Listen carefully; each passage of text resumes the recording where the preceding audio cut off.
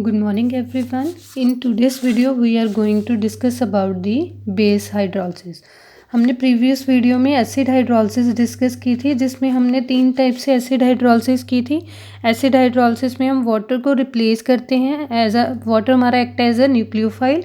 तो हमारे पास जो फाइनल प्रोडक्ट होता है उसमें लिविंग ग्रुप लीव किसके साथ सब्स्टिट्यूट होता है, वाटर के साथ। Today we are going to discuss about the base hydrolysis. Base hydrolysis में हमारा जो लिगेंड होगा या न्यूक्लियोफाइल होगा वो OH नेगेटिव होगा, यानी कि हमारा जो सब्स्टिट्यूशन रिएक्शन होगा MX5Y OH नेगेटिव। तो हमारा फाइनल जो प्रोडक्ट होगा वो क्या होगा, MX5OH।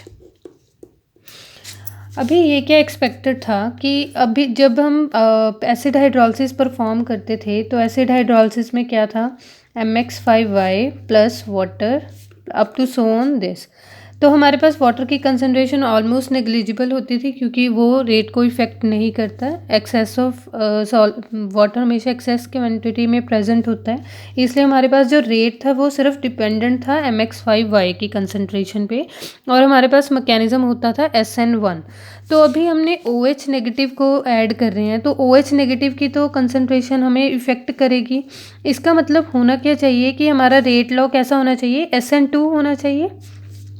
SN2 का मतलब कि दोनों की कंसनट्रेशन पर वो क्या करना चाहिए, डिपेंड करना चाहिए, क्योंकि OH नेगेटिव को भी हम इग्नोर नहीं कर सकते कि जैसे हम वाटर तो एक्सेस क्वांटिटी में प्रेजेंट होता है इसलिए हम उसे इग्नोर कर देते हैं। और हमारे पास जो प्रेफर्ड हमने एसिड हाइड्रोलिसिस में फैक्टर स्टडी किए थे उसमें भी हमारा जो रिजल्टेंट फैक्टर निकल के आया था वो SN1 मैकेनिज्म का ही था। तो इसका मतलब वो MX5Y की कंसनट्रेशन पर ही डिपेंड करता था। लेकिन यहाँ पर हमारे पास जो पाथवे है वो SN2 होगा क्योंकि दोनों की कंसनट्रेशन इफेक्ट करेगी रेट को। बट समहाउ रिएक्शंस हमारी एसिड हाइड्रोलिसिस से भी फास्ट चलती हैं, क्यों अगर हमारे पास जब भी अगर ये SN2 का पाथवे फॉलो कर रहा होता तो हमारे पास रिएक्शन में कोऑर्डिनेशन नंबर 6 से हमें किस में पहुंचना था, कोऑर्डिनेशन नंबर 7 में। तो इसका मतलब क्या होना था, स्टेरिक हिंड्रेंस ज़्यादा इंक्रीज़ होनी थी और हमारा जो इंटरमीडिएट था उसकी स्टेबिलिटी रिड्यूस हो जानी थी। इसका मतलब क्या होना था, लास्ट में हमारे पास एट द ऑल हमारे पास रेट क्या हो जाना था, रिड्यूस हो जाना चाहिए था। लेकिन SN2 जो बेस हाइड्रोलिसिस है वो 10⁻⁴ टाइम्स हायर चलती हैं as compared to acid hydrolysis के। तो what is the reason behind this, we have to discuss that reason in base hydrolysis. सबसे पहले जो मैंने अभी एक्सप्लेन किया है उसको वर्ड टू वर्ड एक्सप्लेन करती हूँ। कोबाल्ट NH3 5Cl मैंने OH नेगेटिव ऐड किया, कोबाल्ट NH3 5Cl क्योंकि SN2 इन्वॉल्व होगी तो हमारे पास इसका इंटरमीडिएट बनेगा K1 होगा। उसके बाद फास्टली X लीव कर जाएगा यानी कि Cl लीव कर जाएगा सिस्टम से और OH हमारा सब्स्टिट्यूट हो जाएगा। तो ये हमारी एक्सपेक्टेड रिएक्शन थी कि ऐसे ही होना चाहिए था। और रेट लो कैसा होना चाहिए था, K1 concentration of both the reactants. तो यहाँ पर हमारे पास ऑब्जर्वेशंस क्या हुई, जो हम एक्सपेक्ट कर रहे थे उसके जो उल्ट ऑब्जर्वेशंस हैं। हमारे पास 7 कोऑर्डिनेटेड कॉम्प्लेक्स क्या होना चाहिए था, मतलब ये ज़्यादा स्टेबल नहीं होना चाहिए था, यहाँ पर स्टेरिक हिंड्रेंस है। और लेकिन यहाँ पर जो हमारा रेट लॉ एक्सपेक्टेड था उसकी कंपैरिजन फिर हमारा Ka से रेट लॉ भी रिड्यूस हो जाना चाहिए था। Kb का रेट लॉ क्या आना चाहिए था, कम आना चाहिए था, क्योंकि न्यूक्लियोफाइल की कंसनट्रेशन और रिएक्टेंट की कंसनट्रेशन दोनों की कंसनट्रेशन रेट को इफेक्ट कर रही है। लेकिन यहाँ पर जो हमारी ऑब्जर्वेशन के बिल्कुल सरप्राइजिंग हुआ वो क्या हुआ कि इसका बेस का जो रेट लॉ है, रेट कांस्टेंट वैल्यू है वो 10⁻⁴ टाइम्स हायर है देन K, यानी कि इसका स्लोएस्ट स्टेप बहुत फास्टली परफॉर्म होता है। इसका मतलब इसका मैकेनिज्म SN2 नहीं है, कोई और मैकेनिज्म फॉलो हो रहा है। तो वो मैकेनिज्म क्या है बेस हाइड्रोलिसिस में, SN1 conjugate base dissociation mechanism. यानी कि जो हमारा पाथवे होगा उसमें हम देखेंगे कि कंसंट्रेशन सिर्फ एक की ही डिपेंड करेगी रेट को, दूसरे की कंसंट्रेशन इफेक्ट नहीं करेगी। उससे पहले डायरेक्टली हम जो SN1 कंजुगेट बेस स्टार्ट करें उससे पहले थोड़ा सा डिस्कस कर लेते हैं न्यूक्लियोफाइल और बेस में क्या फ़र्क है। बच्चे, न्यूक्लियोफाइल क्या चीज़ होती है, जब भी आप उसे सब्स्टिट्यूशन रिएक्शन के लिए परफॉर्म करते हो तो न्यूक्लियोफाइल सब्स्टिट्यूशन रिएक्शन शो करता है, तो वो न्यूक्लियोफाइल है हमारे पास। और बेस क्या करता है, एसिडिक प्रोटॉन को अब्स्ट्रैक्ट करता है, एसिडिक प्रोटॉन अब्स्ट्रैक्ट करता है। इसका मतलब अगर हमारे पास बेस होगा, उसका काम होगा वो H पॉजिटिव को ढूंढेगा जो एसिडिक नेचर का होगा, यानी कि जिसके पास इलेक्ट्रॉन डेफिशिएंसी होगी। और न्यूक्लियोफाइल कैसा होगा, जो डायरेक्टली जाके सिर्फ रिप्लेस हो जाएगा। और यहाँ पर हमने सिर्फ OH नेगेटिव का एक फंक्शन कंसीडर किया, लेकिन OH नेगेटिव बेस्ट बेस और न्यूक्लियोफाइल दोनों की तरह काम करता है, राइट। हमने इसका ये फैक्टर कंसीडर करके मैकेनिज्म बोल दिया कि इसका SN2 होगा, लेकिन अगर ये बेस की तरह एक्ट कर रहा हुआ रिएक्शन में तो ये किसको अब्स्ट्रैक्ट करेगा, एसिडिक प्रोटॉन को। तो यही इस SN1 कंजुगेट बेस मैकेनिज्म में होगा। This mechanism has been given by Garrick. तो ये हमारे पास जो साइंटिस्ट का जो पार्ट है ये हम इतना कंसिडर नहीं करेंगे।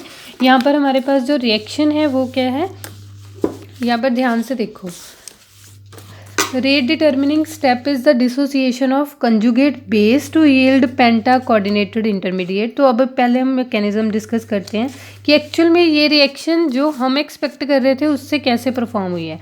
एट द एंड देखो, यहाँ पर हमने कोबाल्ट NH3 5 डाला, Cl वही कॉम्प्लेक्स OH नेगेटिव डाला, प्रोडक्ट भी सेम रहेगा लेकिन पाथवे चेंज हो जाएगा, यानी कि मैकेनिज्म चेंज हो जाएगा। सबसे पहले क्या होगा, it act as in the form of base. तो बेस का काम क्या होता है, एसिडिक प्रोटॉन रिमूव करना। तो ये एसिडिक प्रोटॉन कैसे हुआ, अभी हमारे पास NH3 के केस को ध्यान से ऑब्जर्व करो। N क्या है, ज़्यादा इलेक्ट्रोनेगेटिव एटम है। इलेक्ट्रोनेगेटिव एटम का मतलब क्या है कि वो इन दो इलेक्ट्रॉन पेयर्स को, जैसे हमारे पास नाइट्रोजन हाइड्रोजन बॉन्ड के जो इलेक्ट्रॉन पेयर्स हैं उनको अपनी तरफ ज़्यादा अट्रैक्ट करके रखेगा। अगर अपनी तरफ ज़्यादा अट्रैक्ट करके रखेगा, एट द एंड क्या होगा, जो इलेक्ट्रॉन डेंसिटी होगी वो नाइट्रोजन की तरफ ज़्यादा होगी और हाइड्रोजन क्या फील करेगा, डेफिशिएंट। इसका मतलब यहाँ पर अमोनिया के केस में हमारा प्रोटॉन कैसे बिहेव करेगा, इन द फॉर्म ऑफ एसिड, क्योंकि वो डेफिशिएंसी फील करेगा इनकी विसिनिटी में आने से।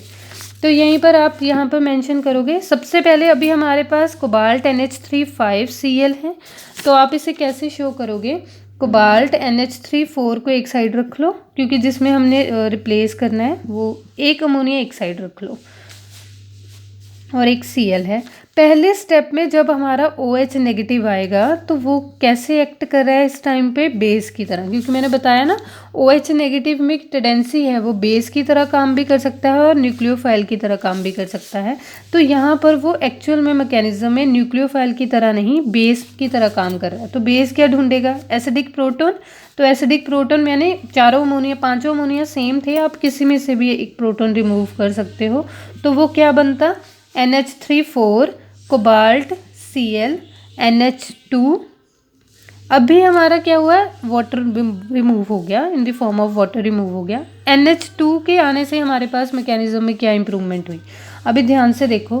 कोबाल्ट है, यहाँ पर हमारे पास NH2 लगा हुआ है, NH2 नेगेटिव। एक तो उसके पास इलेक्ट्रॉन पेयर तो उसने कंज्यूम कर लिया, नेगेटिव चार्ज है। और यहाँ पर हमारे पास क्लोरीन है। तो अभी इसके आने से क्या हुआ, ये इलेक्ट्रॉन इस बॉन्ड में ट्रांसफ़र करेगा और इसका जो लिविंग टेंडेंसी है उसको क्या कर देगा, फिसाइल कर देगा। तो यहाँ पर हमारे पास क्या होगा, एट द एंड जब हमारा लिविंग ग्रुप होगा उसके जाने की टेंडेंसी क्या हो जाएगी, फास्ट हो जाएगी। हम क्या बोल रहे थे कि जो हमारा स्लो स्टेप है वो जितना फास्ट होता रहेगा उतना हमारा ओवरऑल रिएक्शन फास्ट हो जाएगा।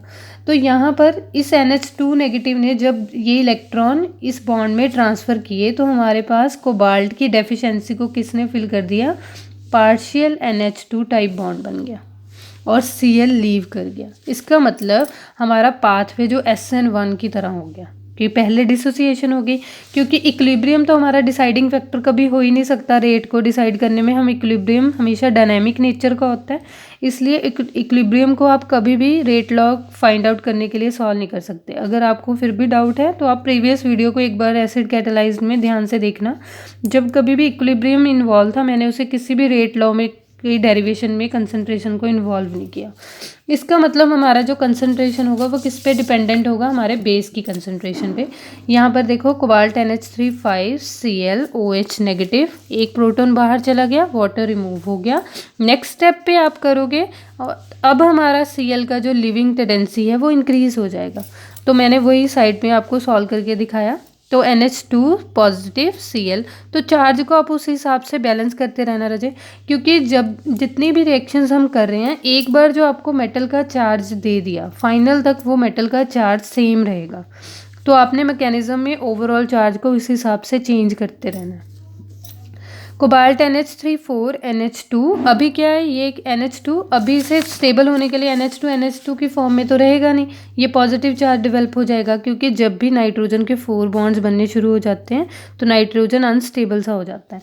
तो यहाँ पर हमारे पास क्या होगा, इसने लीव कर जाना है कोबाल्ट NH3 से सिस्टम से, ये वाला अभी NH पॉजिटिव डेवलप होगा। तो ये वाला जो हमारे पास नेक्स्ट स्टेप होगा, हम वाटर इंट्रोड्यूस करेंगे। वाटर क्या है, सॉल्वेंट है, तो जो भी सॉल्वेंट होगा उसमें से ये क्या करेगा, प्रोटॉन एब्स्ट्रैक्ट कर लेगा।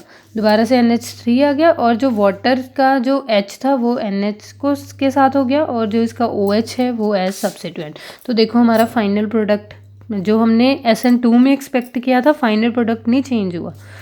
तो यहाँ पर हमारा रेट कांस्टेंट अब क्या हो गया, कंसंट्रेशन एक पर डिपेंड करने लग गया, वो भी किसकी, इसलिए SN1 किसकी कंसंट्रेशन पे, कंजुगेट बेस की कंसंट्रेशन पे, इसलिए ये रिएक्शंस क्या हैं, partially SN1 conjugate base mechanism. तो अगर आप इसे करोगे तो अभी यहाँ पर देखो ध्यान से, अभी आप बोलोगे कि यहाँ पर तो फिर से 2 कंसंट्रेशन हो गए, तो हमने इसे SN2 ही लिख रहे हैं। तो यहाँ पर देखो, यहाँ पर एक K फैक्टर भी इंट्रोड्यूस हो गया। K क्या हो गया, इक्विलिब्रियम कांस्टेंट। इक्विलिब्रियम कांस्टेंट का वैल्यू तो ज़्यादा होता है, इसका मतलब रेट वैल्यू हमारा क्या हो जाएगा, इंक्रीज़ हो जाएगा। यहाँ पर साथ में इक्विलिब्रियम भी इंट्रोड्यूस हुआ है ना, OH नेगेटिव तो इंट्रोड्यूस हुआ, लेकिन कंसंट्रेशन इसकी भी इंट्रोड्यूस हुई है। अगर आप बेस कम डालोगे तो आपकी इसकी कंसंट्रेशन तो इफेक्ट नहीं करेगी, लेकिन ये ज़्यादा होता रहेगा, क्योंकि इक्विलिब्रियम इस्टेब्लिश हुआ है। तो हमारा रेट लॉ क्या हो जाएगा, ऑल इन ऑल इंक्रीज कर जाएगा। इसलिए रिएक्शन 10⁴ टाइम्स फास्टर थी जो हमने एक्सपेक्ट किया था। तो rate of expression fulfilled all the criteria, that is establishment of pre equilibrium should be rapid in comparison with the rate of overall process. तो हमारा जो इक्विलिब्रियम है वो ज़्यादा फास्ट चलेगा एज़ कम्पेयर टू अगर हम ओवरऑल की रेट कांस्टेंट की बात करें। The concentration of amino conjugate base should be low. तो अगर इसका कंसंट्रेशन लो भी हुआ तो भी हमारा इक्विलिब्रियम फैक्टर है जो इसे बैलेंस कर लेगा। नेक्स्ट है हमारे पास, अब वेरिफिकेशन हमने कैसे की कि ये एक्सपेरिमेंट मैकेनिज्म परफॉर्म हुआ है रादर देन SN2। तो हमने क्या किया कि जो हमारे पास ये वाटर था, इसकी जगह हमने D2O इंट्रोड्यूस कर दिया, यानी कि वाटर का आइसोटॉप क्या होता है, ड्यूटेरियम, ड्यूटेरेटेड वाटर इंट्रोड्यूस कर दिया। तो हमने क्या ऑब्जर्व किया कि ये वाला रिएक्शन फास्ट है, क्योंकि शायद आपने एसिड कैटालाइज में ध्यान दिया होगा, जब भी मैं रेट मेंशन करती थी K1 K2 जहाँ पर स्लो वर्ड लिखा होता है तो वो रेट में इन्वॉल्व होता है।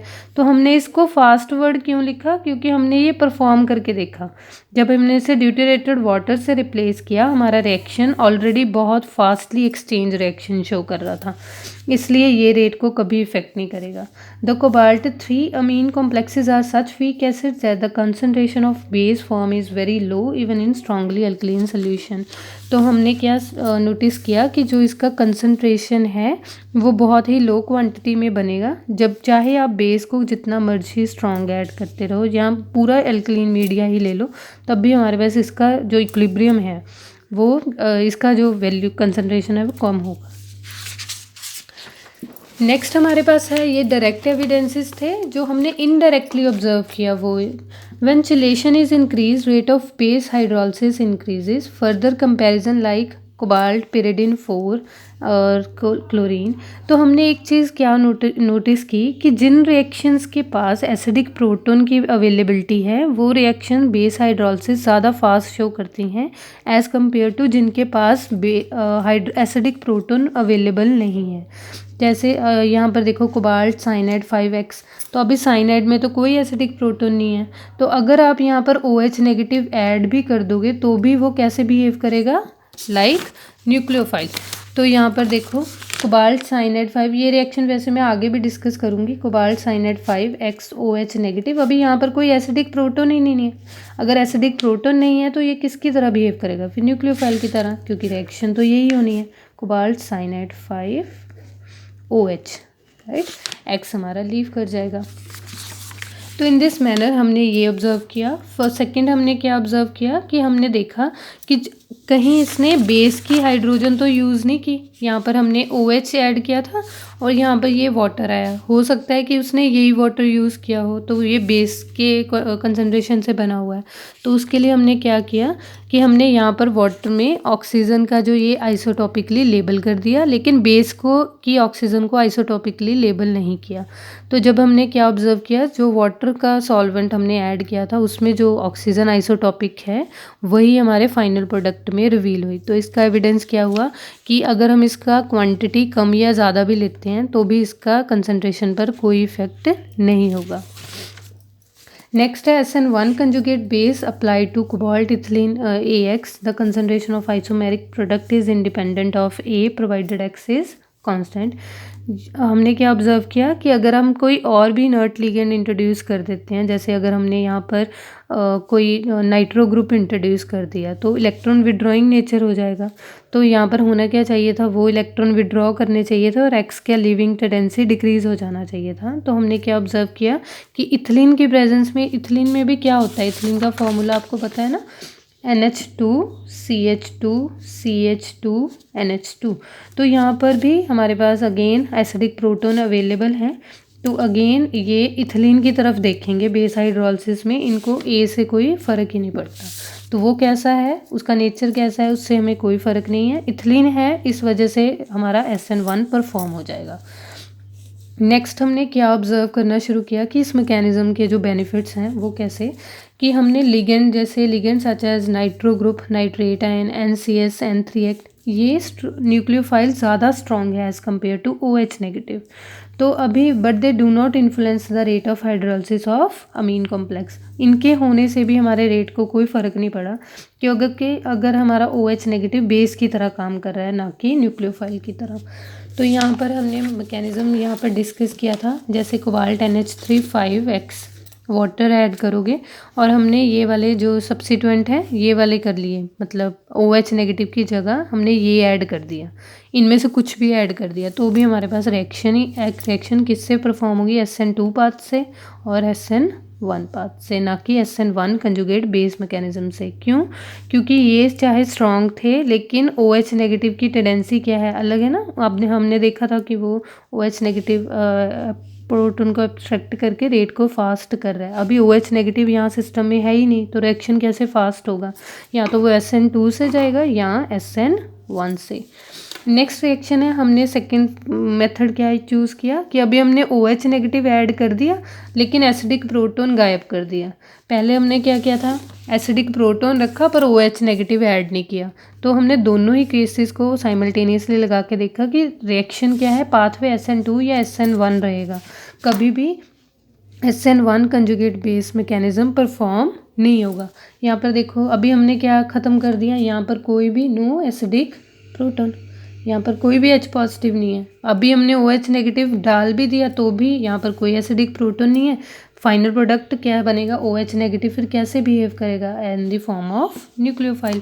तो हमारे पास रिएक्शन किस फॉर्म पाथवे से जाएगा, SN1 कंजुगेट बेस मैकेनिज्म से नहीं, SN2 पाथवे से। और रिएक्शन फिर क्या हो जाएगा, SN2 पाथवे से जाने की वजह से रिएक्शन का रेट क्या हो जाएगा, रेट बिकम स्लो। अगर रेट स्लो हो जाएगा तो हम जस्टिफाई कर लेंगे कि इसका मतलब हमने कुछ मिसिंग कर दिया। अगर यहाँ पे एसिडिक प्रोटॉन देते तो रेट बहुत फास्ट चलना था। तो मैंने यही लिखा हुआ है यहाँ पर, similarly dipyridyl have not acidic hydrogen so the reaction does not proceed through SN1 conjugate base mechanism. अभी हमने क्या इंट्रोड्यूस किया, cobalt ethylene twice NO2Cl positive, और हमने यहाँ पर जो न्यूक्लियोफाइल हैं वो ये ले लिए, OH नेगेटिव नहीं लिया। अभी हमने एसिडिक प्रोटॉन दिखाया पर न्यूक्लियोफाइल बदल दिए। तो न्यूक्लियोफाइल अब बदलने से क्या होगा, हमारे पास रिएक्शन क्या चलेगा, बहुत स्लो चलेगा। तो अभी हमारे पास जो ऑब्जर्व हो, जो एक्सपेक्टेड हम कर रहे हैं वही होगा। Cobalt en two NO2Cl DMSO solvent ले लिया, Cl पहले स्टेप में लीव कर जाएगा, फिर NO2 हमारा आके ऐड ऑन हो जाएगा। Y हमने इसमें से कोई भी ले लिया, आप N3 नेगेटिव भी ले सकते हो, NCS नेगेटिव भी लिख सकते हो। तो हमारे पास ये रिएक्शन परफॉर्म हो जाएगी। तो हमने क्या ऑब्जर्व किया, इस रिएक्शन को अक्कर करने में 5 to 6 आवर्स लग जाते हैं। और फिर हमने क्या किया, थोड़ा सा पिंच हमने स्मॉल अमाउंट का हाइड्रोक्सिल ग्रुप का ऐड कर दिया, OH नेगेटिव ऐड कर दिया। तो हमने क्या ऑब्जर्व किया, reaction with in few second क्या हो गई, कंप्लीट हो गई। तो सिर्फ OH नेगेटिव डालने से रिएक्शन इतना फास्ट कैसे हो गया, क्योंकि अगर हम नॉर्मली ऑब्जर्व करें प्रोडक्ट में तो NO2 नहीं आना था फाइनल, सिर्फ OH नेगेटिव ऐड करने से हमारा रिएक्शन इतना फास्ट क्यों हो गया, क्योंकि रिएक्शन ना ही SN1 से गया ना SN2 से, रिएक्शन किससे परफॉर्म हुआ, SN1 कंजुगेट बेस मैकेनिज्म से। ये टॉपिक बहुत इंपॉर्टेंट है, जब भी आपको बेस हाइड्रोलिसिस पूछा जाता है तो आपको फैक्टर्स पूछे जाते हैं कि अगर आप ये इंट्रोड्यूस करते हो तो whether rate will be affected और नॉट, वेदर अगर आपने एसिडिक प्रोटोन मिस कर दिया तो अभी आपने OH नेगेटिव ऐड किया हुआ है तो रिएक्शन के रेट का कुछ इफेक्ट होगा तो नहीं। तो ये सारे आपके कंसेप्ट बेस्ड क्वेश्चन है। तो आपको दिमाग में सिर्फ एक चीज़ रखनी है कि रिएक्टेंट में एसिडिक प्रोटोन हो और OH नेगेटिव हो, तभी SN1 कंजुगेट बेस परफॉर्म होगा, otherwise SN1 conjugate base mechanism perform नहीं होगा और रिएक्शन अपने नॉर्मल मैकेनिज्म को फॉलो करेगी, SN1 से जाएगी चाहे SN2 से जाए। तो अभी हमारे पास ये मैकेनिज्म ध्यान से देखो। सबसे पहले क्या होगा, OH नेगेटिव ने क्या किया था, एसिडिक प्रोटोन एब्स्ट्रैक्ट किया था। तो अभी देखो एसिडिक प्रोटोन कैसे एब्स्ट्रैक्ट करोगे, इसमें से एक इथिलीन डायमीन है, इसका एक प्रोटोन उसने ले लिया NH नेगेटिव, हमारे पास ये क्या है CH2 यहाँ पर आया हमारे पास NH2 और यहाँ पर हमारे पास क्या लगा हुआ है, कोबाल्ट।